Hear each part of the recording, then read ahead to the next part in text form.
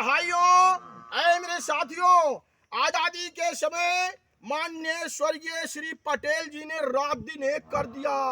अंग्रेजों की नहीं चलने पाई। 565 रियासत थे, जिसमें 562 रियासत के राजा पहले से ही कह रहे थे अंग्रेज अगर भाग जाएंगे, देश आजाद होगा तो हम लोग एक राष्ट्र बनाएंगे, एक झंडा बनाएंगे, एक संविधान बनाएंगे।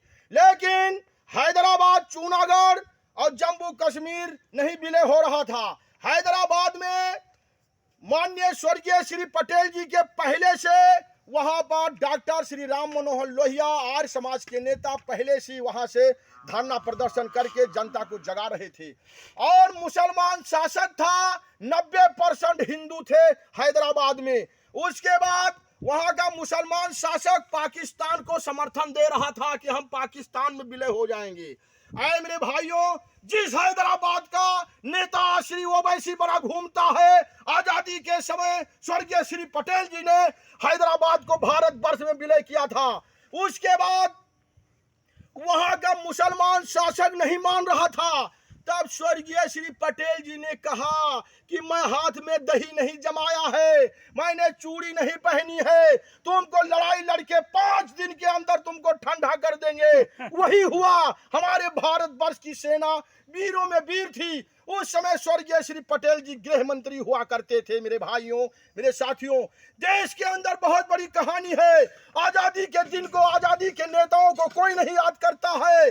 और देश के अंदर जितने गद्दार नेता हैं, 70 साल के बीच में लूट करके खा गए, उन्हीं को सभी पुकारते हैं। जूनागढ़ को भी ऐसे विलय किया गया। कश्मीर को भी स्वर्गीय श्री पटेल जी ने, वहां का राजा हरि सिंह, वहां का प्रधानमंत्री, भारतवर्ष में विलय हुआ है। और पाकिस्तान की सेना जबरदस्ती कश्मीर को कब्जा करने के लिए आ गई थी।